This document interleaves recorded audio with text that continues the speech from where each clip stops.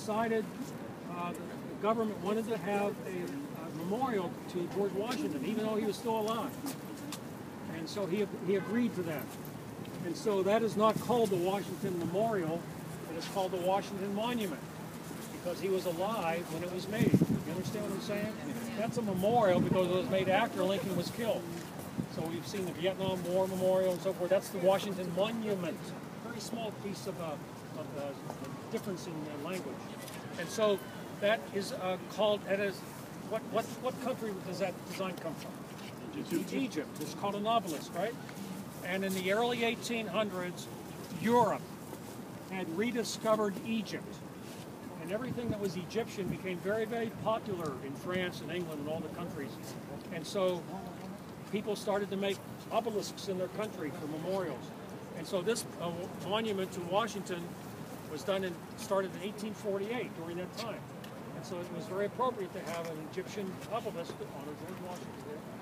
And it took 40 years to make it. 40 years. They kept running out of money. And it was not finished until the 1880s. And they actually ran out of money for 20 years, and it sat there incomplete. So when you look a third of the way up, you can see the stone changes color. They went back to the same stone quarry, but 20 years later, the stone is slightly different in color. There is an elevator that takes you up to the top. I don't know if that's on your agenda or not, but you can go up to the top, look around the city.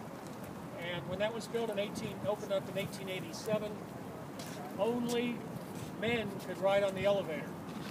The elevator was a brand new invention. It was run by steam power. It made a lot of noise. It took 20 minutes for the elevator to go to the very top. Everybody was afraid of the elevator. So men said, the elevator is unsafe for women and children. So the women had to walk up 898 steps. And the men got to ride up to the top. So that's how it got started. Today, everybody rides in the elevator. So that's 555 feet high. It's about the height of a 50-story office building. It's the tallest structure in Washington, D.C. And so it's been here since 1887. Now, the thing I want to talk about, so you can see the Capitol is down there. That's 2.5 miles at the other end of the National Mall. Now, if you'll face me this way,